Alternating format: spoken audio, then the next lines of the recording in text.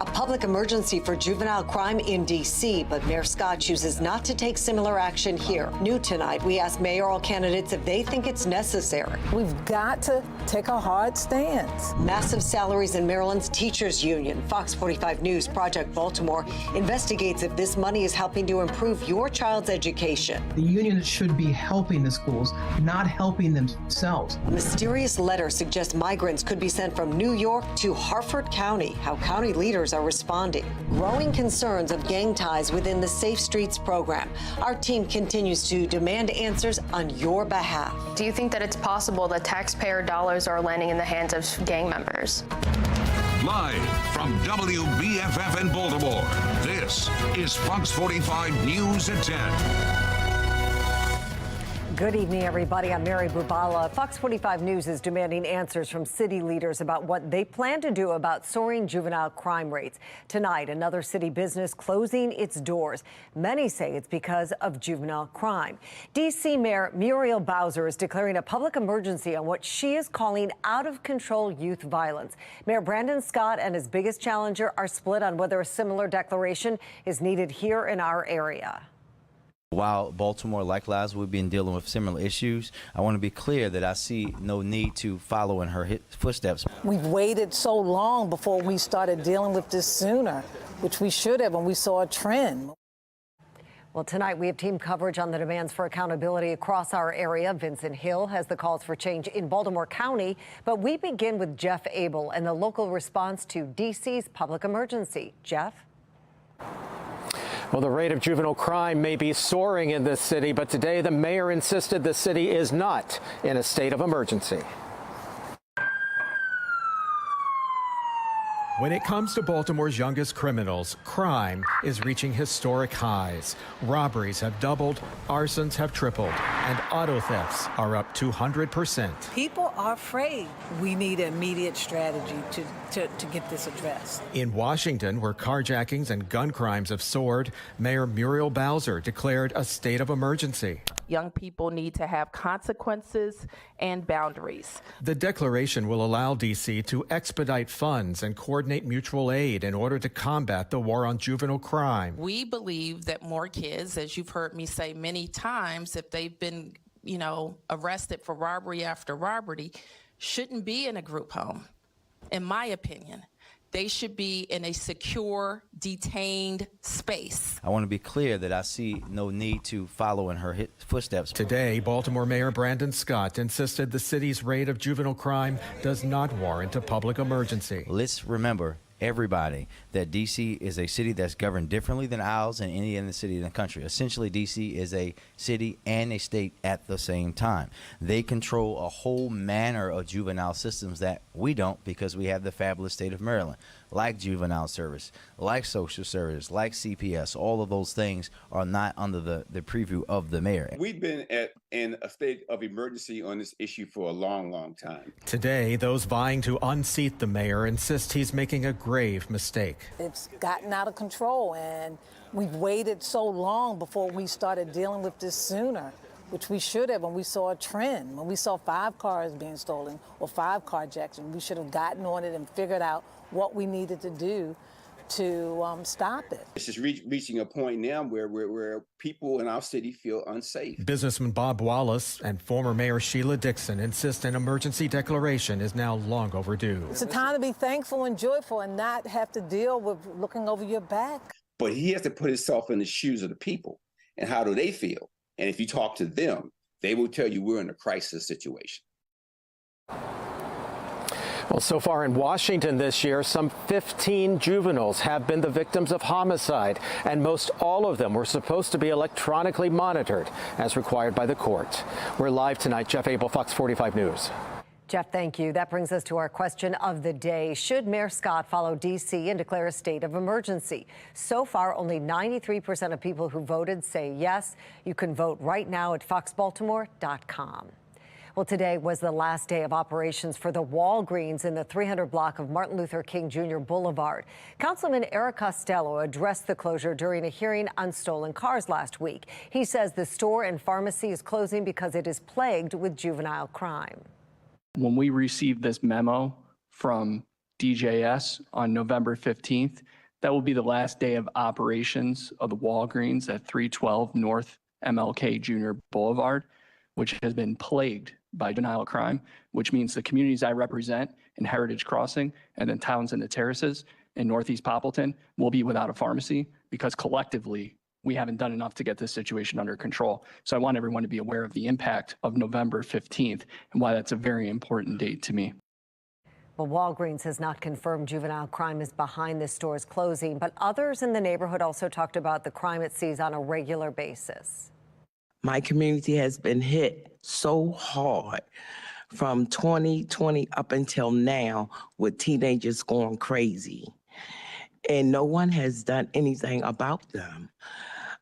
They vandalism Walgreens, MeQ, Center West. Well, this is just the latest Baltimore business to close because of crime. Others include Eddie's of Mount Vernon and Lidl. Frustration with juvenile crime extending across Baltimore. Last night, Federal Hill residents voiced their concern after an early morning teen crime spree hit their neighborhood in October. Today, there were about a dozen kids up there. Some people feel as if they're being targeted. They catch these kids, and then 2 hours later, they're released. And there must be some sort of systemic reason for that just isn't right. A Baltimore mother telling Fox 45 News Juvenile Services isn't doing enough to hold her 14-year-old son accountable after he and a 12-year-old were caught on camera allegedly beating a woman and trying to steal her car in Butchers Hill. The two boys were released just hours later. I had no awareness that he was doing all these types of activities. I mean, something's got to give because, like I said, the rate he going, he not going to be here. The rate he keep going, he needs more discipline, more structure. That incident prompting a letter from lawmakers to DJS and Baltimore police about why the suspects were released so soon. Police say they agree the suspects should have been held longer, and it was a DJS decision to let them go. In Baltimore County, the NAACP is calling for more youth accountability. Fox 45's Vincent Hill joins us live with their message tonight. Vincent? Yeah, Mary, you said it best. One word tonight tossed around: accountability. It's a word they say is missing and one that's much needed. Inside the otherwise quiet Woodlawn Library, pages are turning, and people are hoping to close the book on juvenile crime. I think if you do a crime, you've killed someone, you've stolen a car, you're committing theft repeatedly, I don't understand why there should not be a response.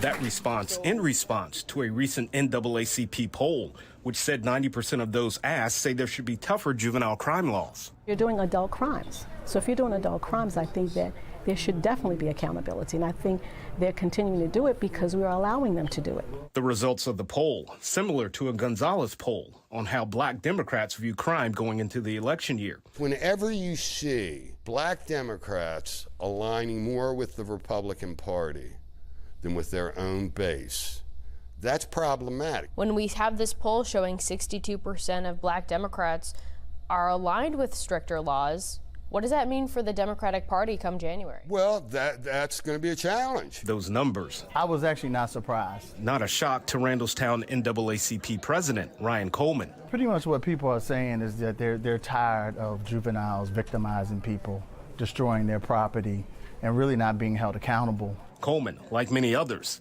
says juveniles know the laws and use them to their advantage. I think we've gotten to a point where juveniles know that nothing is going to happen to them, and it's pretty open season for them to do whatever they want to do. And like many others, calling on lawmakers to act. It's nothing wrong with tweaking bills. They do it all the time to really look at the Juvenile Interrogation Act and some of the other things that seem to be possibly causing a problem.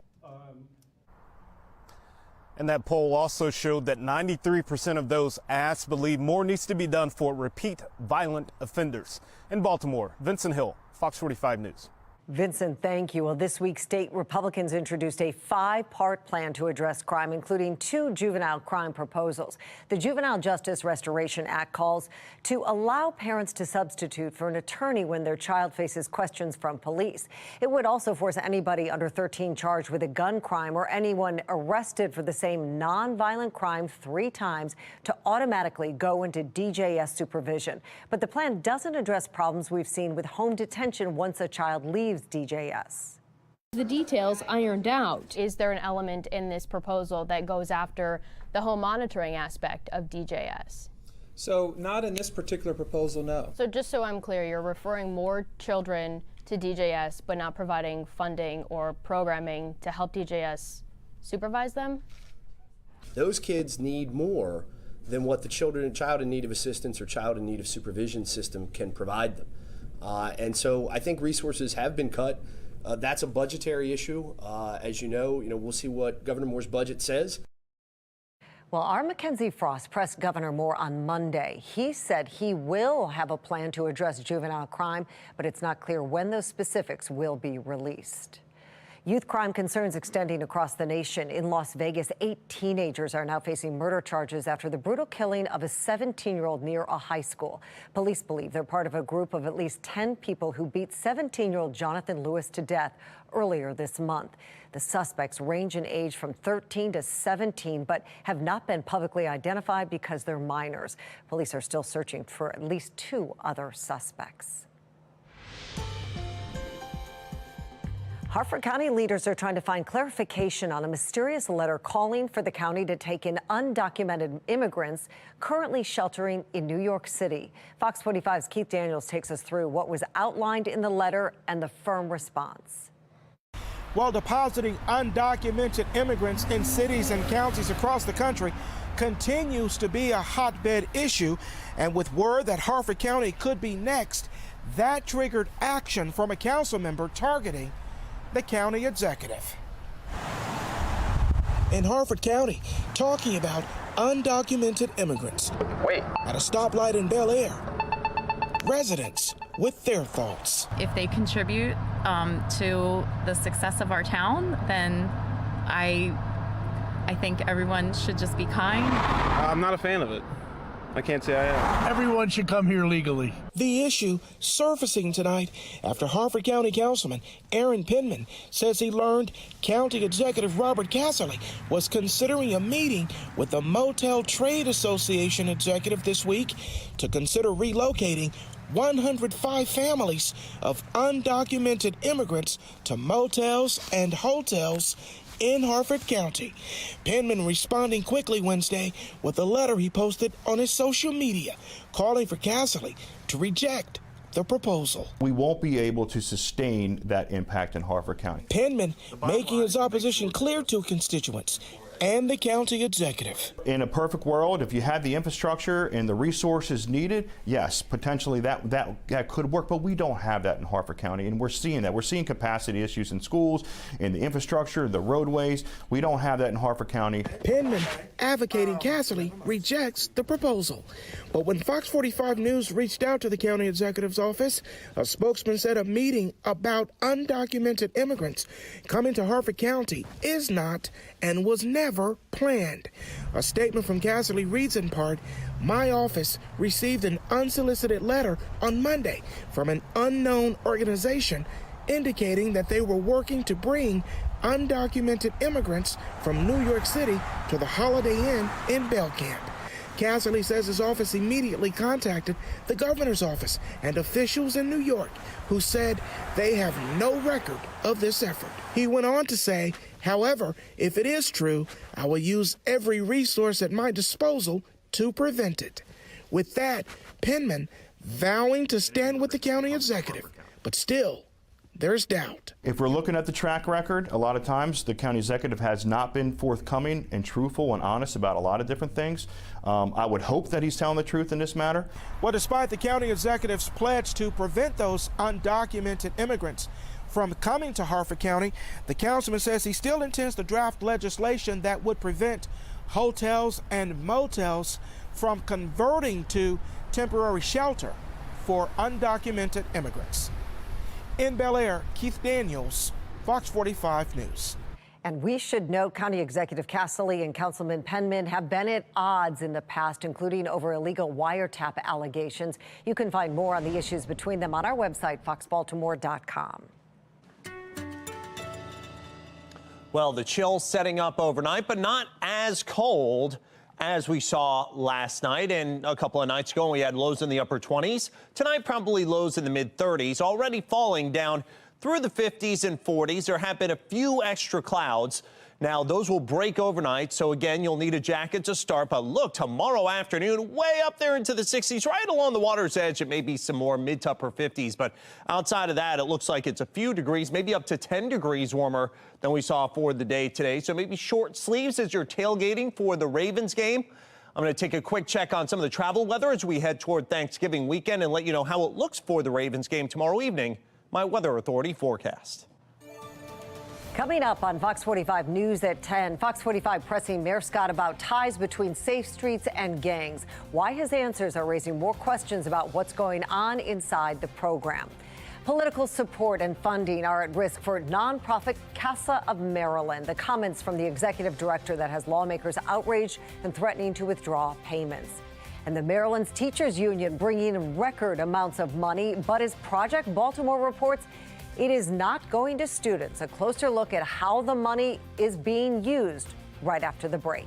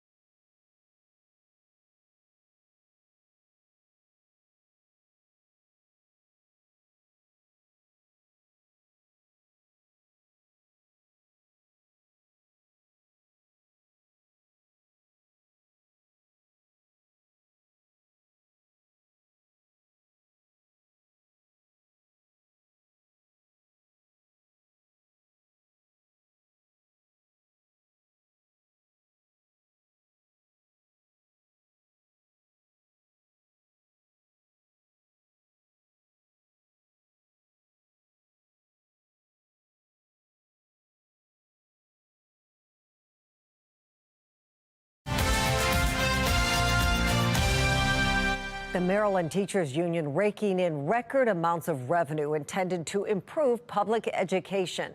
But as Project Baltimore's Chris Papps explains, we're learning where most of the money is going, and it's not to students. The annual increases are pretty damn troubling. Powerful reactions to a Project Baltimore investigation into the Maryland State Education Association, the teachers union. I'm suggesting that what we have seen, Brian, is a creation of a jobs factory that only cares, 75,000 members they have in MSEA, cares about the creating more jobs than it does elevating the education. We analyzed MSEA's federal tax filings and found revenues hit record highs last year of nearly $26.5 million. As student test scores have plummeted. The tax-exempt organization, with a stated mission to elevate the quality of public education, we've learned, has amassed more than $45 million in assets. What is the plan for this money? How do you plan to spend this $45 million? One thing that is going down like a rock are the school test scores. Yeah.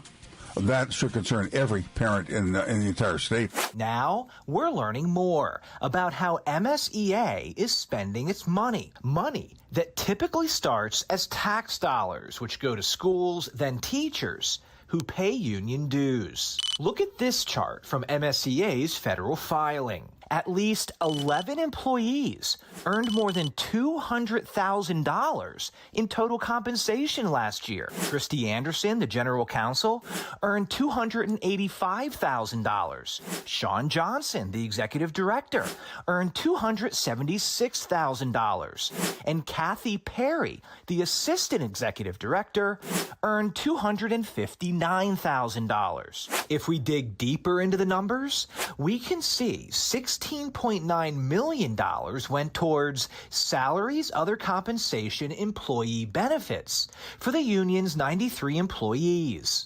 If $16.9 million went to 93 employees, that means on average, union employees earned nearly $182,000 in total compensation. Keep in mind, MSEA is a tax-exempt nonprofit with a specific mission to elevate public education. The unions should be helping the schools, not helping themselves. And that's what's happening here. David Williams is with the Taxpayers Protection Alliance. It's shameful to see that the union is getting paid these exorbitant amounts of salary compensation while students are failing. According to federal test scores, we can see Maryland students are declining. In 8th grade math and reading in 2013, Maryland students outperformed the national average. By 2022, we had fallen below the national average in math, and we're tied in reading. It's frustrating to see that students are struggling in the classroom while the unions are getting richer. Project Baltimore, starting last week, has sent multiple emails to various high-ranking union officials, including President Cheryl Bost, asking for information about how the union spends its money to benefit students. To date, we have not received any reply. They should be transparent. There should be oversight, especially considering that they are raising money from teachers. Our investigation into MSEA is not over. We believe taxpayers deserve answers. The teachers union is tax exempt so that it has more money to fulfill its mission of improving public education. But is MSEA doing that? We will stay on this story. I'm Chris Pabst, and this is Project Baltimore. We are following breaking news out of West Baltimore. This is a live look along South Payson at West Pratt Street, where you can see there is a large police presence. It is not exactly clear what's happening. We have heard reports of a possible shooting. Fox 45 News will continue to follow this developing story. We'll keep you updated on air and online. I was obviously hurt. I was surprised. A Maryland immigrant advocacy group could lose funding over its comments on the war in Israel. Why the local Jewish community isn't satisfied with the apology. And lots of big happenings over the next several days. First, we've got Thursday night football tomorrow evening. After a warm day with highs about 65 to 70, we fall through the 50s and into the 40s rather, with just a few clouds as the Ravens take home a big win, I'm sure. And then let's hop over the weekend and get into Thanksgiving week. Some big getaway days coming Monday and Tuesday. I'd say Monday's your better day because Tuesday there could be some rain and that could even last until Wednesday. I'm going to let you know how things look all through the weekend and when it's going to be wettest in my Weather Authority forecast. Right now, though, we're going to focus on Towson from our Mile 1 camera. A beautiful night out there. A little chilly, but nice. We'll be right back.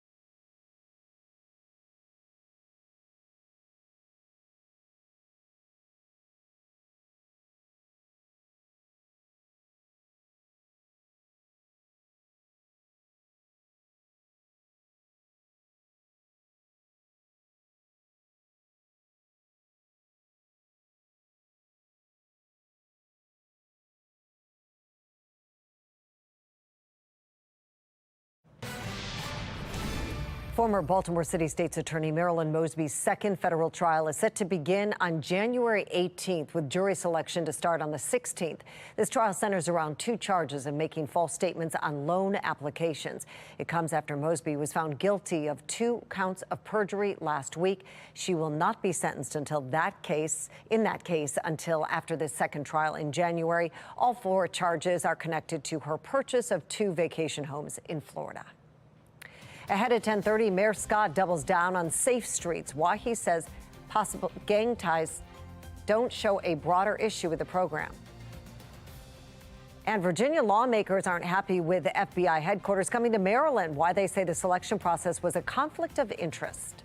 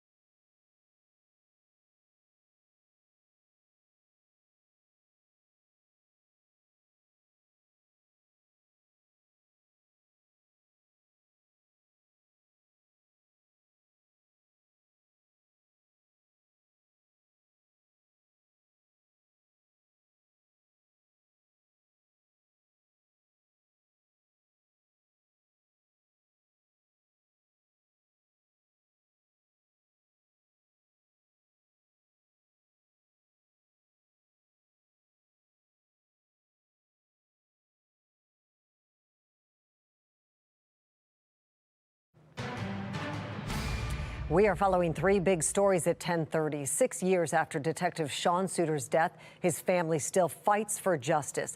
Their demand for answers in an exclusive interview with FOX45 News.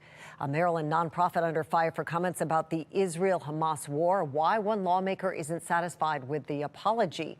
And we take our Safe Streets transparency questions directly to Mayor Scott on the heels of a federal investigation into the program. We begin there. Fox 45's Mackenzie Frost has his comments and what went unanswered. The mayor says anyone who is committing crimes while working for the city or city-affiliated programs like Safe Streets will be held accountable. But his responses are raising more questions about what's going on inside the gun violence prevention program. Few details are emerging regarding the FBI probe after agents showed up at the Bel Air Edison Safe Street site on October 26th, as well as 2 employees' homes. Have a good day. Sources close to the FBI investigation tell Fox 45 News it's connected to possible Black Guerrilla Family or BGF gang affiliation. Fox 45 uncovering this 2010 federal search warrant outlining how BGF worked to expand and look like a legitimate organization. According to the documents, a group led by a BGF street leader was awarded funding for the second Safe Streets site in Baltimore. But the gang Safe Streets connection doesn't end there.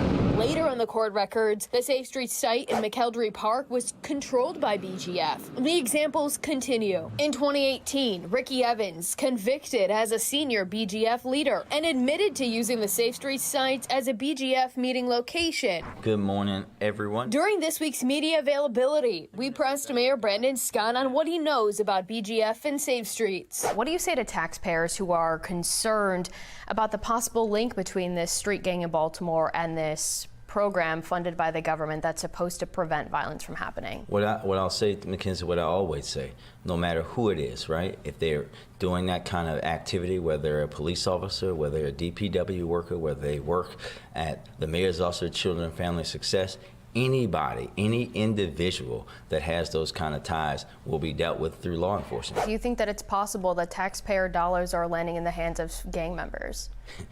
Mackenzie, I think that what we should say about that is we know what's possible. What's true is what's possible. And that's the only thing. The facts will come out in cases. You know, I'm not going to talk about an open federal investigation. Before we can ask our other questions, I have one more question. Brian, everyone got a second round. The mayor ended the news conference, so we followed up with the mayor's team asking, would you support the state forensic auditors conducting an audit of Safe Streets money to ensure it's being spent properly? Given our recent reporting about Safe Streets and BGF, how long have you known about the possible links? Those questions never acknowledged by the mayor's office or answered. Meanwhile, LifeBridge Health, the nonprofit running the Bella Edison Safe Streets site, tells us 2 Safe Streets workers returned to work on October 31st. Now, LifeBridge says only 1 employee is working because the other left the organization. Meanwhile, the 1 working employee is doing admin work off-site, and the location remains closed. It's not clear when the Bella Edison Safe Streets site will reopen. I asked LifeBridge where this work being done off-site is located, but they tell me that information will not be shared with the public, citing safety concerns. In the newsroom, Mackenzie Frost, Fox 45 News. That brings us to our question of the day. We want to know, do you believe Mayor Brandon Scott is being transparent about Safe Streets? So far, 98% of people who voted say no. Head to foxbaltimore.com/vote. Click on the Pulse tab to weigh in. The investigation has led to renewed calls for an audit to learn how Monzi hires its employees and uses taxpayer dollars. While some are asking for an immediate audit, Mayor Scott says not right away. We've talked to the comptroller, who is in charge of doing audits for the city, and he and I agree that it should be done, and we're going to do it the way that the voters, the residents of Baltimore, said it should be done. I believe that Safe Streets needs to halt, and I think that it needs an audit and to be reassessed to determine the direction that we need if it's going to exist. We know it is taxpayer money, and so it doesn't matter, you know, that it's going to a separate entity or a pass-through. It matters where the money's originating from, and the money's originating from the taxpayers' pockets. Fox 45 News has been pushing for transparency from Safe Streets for years. You can find all of our previous reporting and follow our investigation on foxbaltimore.com. All 11 members of Virginia's congressional delegation are calling for an investigation into the decision to award the FBI's new headquarters to Maryland. They say the decision process was fueled by politics, saying a 3-person panel unanimously voted to award the headquarters to Virginia, but they were overruled by somebody appointed by the General Services Administration. The delegation says there's a conflict of interest since that person works for the group that owns the Greenbelt property where the headquarters will be built. Baltimore police say a 19 and 20-year-old were arrested for driving a stolen car from Pennsylvania all the way down into Baltimore. They were arrested on Pulaski Highway, and officers recovered a loaded handgun in the car. Now, this comes as Baltimore City is approaching 10,000 car thefts this year, on pace to reach that milestone around Thanksgiving. Over the past month, thefts are down compared to the previous month, but one expert says it'll take more time to tell if car thefts across the city are truly slowing down. 21% decrease is a significant decrease, I would say. So it is noteworthy, but I think it's too early to draw any conclusions. The first question is going to be, is it a sustainable decrease or is it not a sustainable decrease? Yesterday morning, a Baltimore police officer was injured in a pursuit of a stolen car. Police say the officer walked up to a car with the driver still inside before the driver tried to drive off, dragging that officer several feet. The officer now out of the hospital. The suspect's facing stolen car and assault charges. Well, frustration is growing as Baltimore continues to add bike lanes across the city, oftentimes leading to more congestion for drivers. Supporters of bike lanes say they're safer for cyclists and pedestrians, while opponents argue the level of use is not worth the headache. How many bikes have you seen? I haven't seen a bike around here since I've been around. All around the country, there are elitist people, fanatical people who believe that they want to improve the world by getting rid of cars. And the way they're going to do it is by narrowing every street that they can, even though it has a negative impact, economic impact on the cities. Today, Fox 45 News sent a question to every city council member asking if they believe Baltimore City should continue using taxpayer dollars to create new bike lanes. So far, we have not heard back. Israeli troops are conducting a raid inside Gaza's largest hospital in search of a Hamas stronghold. The IDF says it's found weapons in the MRI room and in a main hallway. But the World Health Organization says entering the hospital is inhumane as thousands of Gazans continue to shelter there. Tonight, President Biden addressed how long the fighting could last.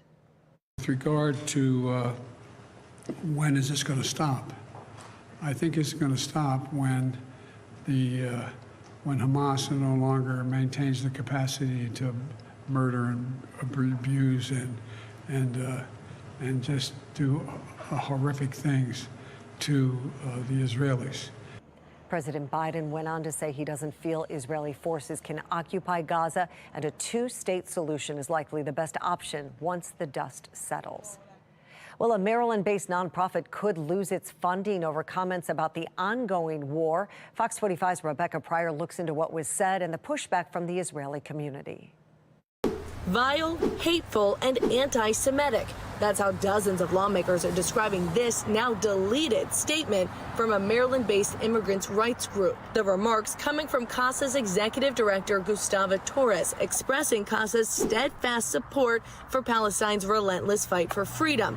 The statement going on to call for an immediate ceasefire, the halt of U.S. tax dollars promoting the ongoing violence, and concluding with, quote, "We firmly assert free Palestine now."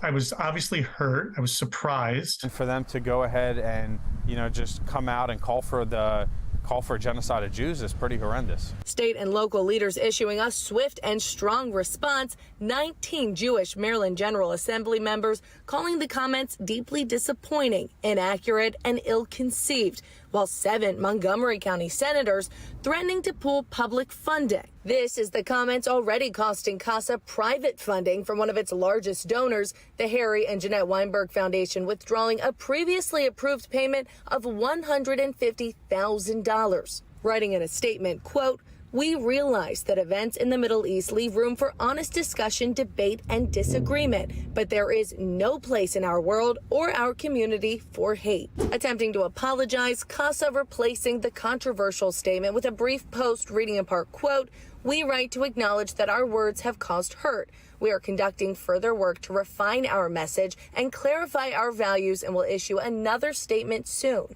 I wouldn't really call it a full apology, but then it says that they're going to put out an